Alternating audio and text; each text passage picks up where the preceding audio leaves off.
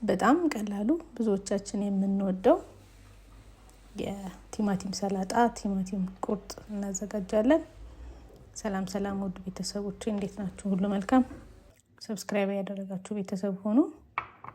ሰሞኑን የጾም ወቅት ስለሆነ ለጾም እንደ አማራጭ ልንጠቀማቸው የምንችለውን ምግቦች እያዘጋጀን ነው።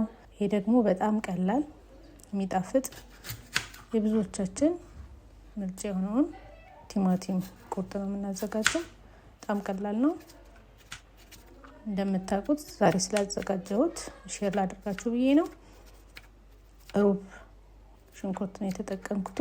እሱን በቀጫጭኑ በቁመቱ ከትፈዋለሁ።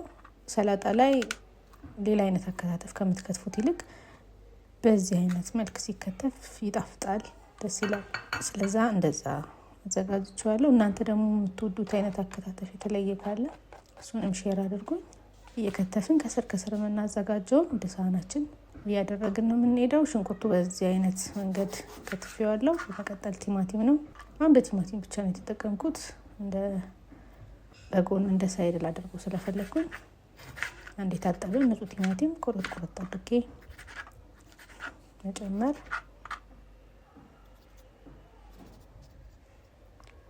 እናንተ ለየት ያለ የሰላጣ አሰራር ካላችሁ ሼር አድርጉኝ። እኔም ደግሞ የተለያዩ አይነት የሰላጣ አሰራሮችን በቀጣይ ሼር አድርጋችኋለሁ። ቲማቲሙን እንደዚህ ከትፈናል።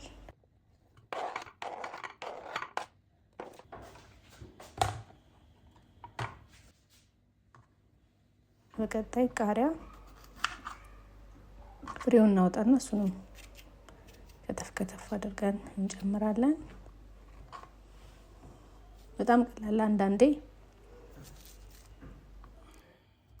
በጣም ቀላል ከመሆኑ የተነሳ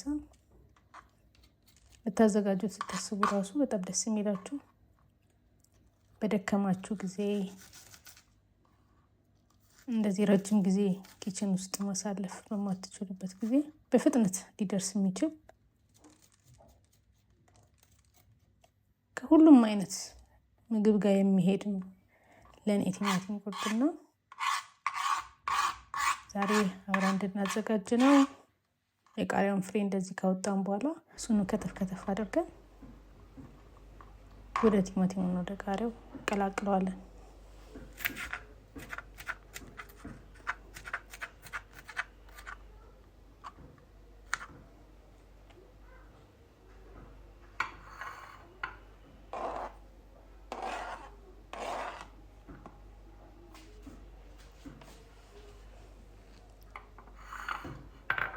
ከዛ ከቲማቲሙና ከሽንኩርቱ ጋር የሚቀላቀለውን ውህድ እናዘጋጃለን።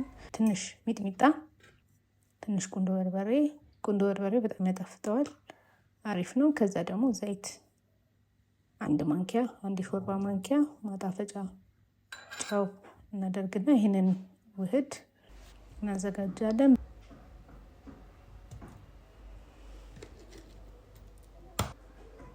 በተጨማሪ ደግሞ ግማሽ ሎሚ ተጠቅሜ ያለው እሱን አድርገን በደንብ እናዋህደዋለን።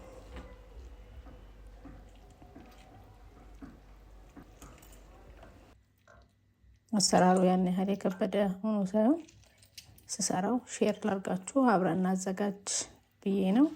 እንደ አማራጭ ይሆናችኋል ለጾም ወቅት። ስለዚህ የሎሚውን ጁስ እንድንጨምርና በደንብ እናዋህደዋለን። አንዳንድ ጊዜ እዛው ቲማቲሙና ሽንኩርቱ ላይም እዛው ላይ መቀላቀልም ትችላላችሁ። ነገር ግን ሁሉም ጋር እንደዚህ እንዲዳረስላችሁ የሁሉም ሽታ የተቀላቀለ እንዲሆን እንደዚህ በጥብጣችሁ ስትጠቀሙት ደስ ይላል። በዚህ በጠበጥነውን ያዘጋጀነው ከትፈን ያዘጋጀነው የቲማቲምና የሽንኩርት የቃሪያ ውህድ ላይ አድርገን መቀላቀል።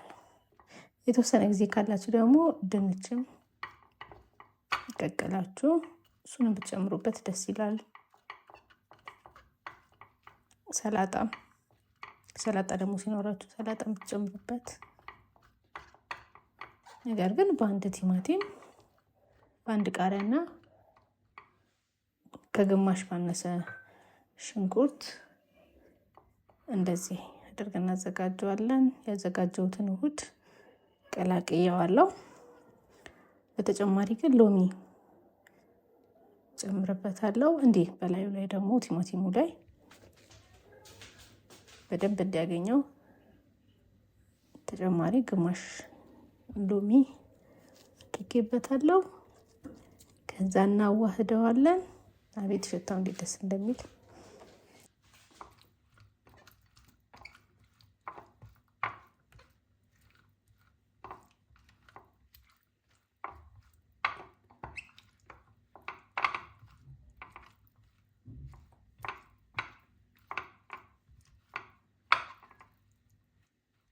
በጾምም በፍስክም ጊዜ ሲኖር ደስ የሚለው ነገር ከመቅለሉም ጋር እንደዚህ አድርገን ካዘጋጀን በኋላ አቮካዶ ጨምሬበታለሁ።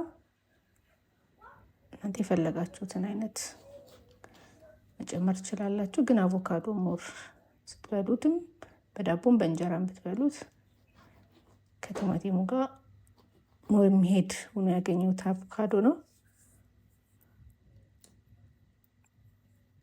ስለዚህ እንደዚህ ከጎን በቢላ ቆረጥ ቆረጥ አድርገን በማንኪያ አውጥቼ አዘጋጅቼዋለሁ።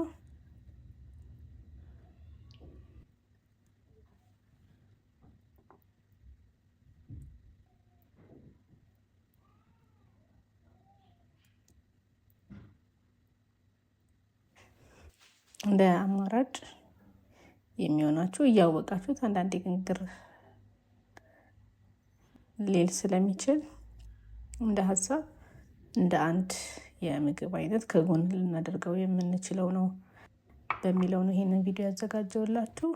የዛሬው ቪዲዮ ይሄ ነው። በቀጣይ በሌላ ቪዲዮ እንገናኛለን። ሀሳብ አስተያየታችሁን ኮሜንት ላይ አስቀምጡልኝ። ወዳችኋለሁ። ቻው ቻው።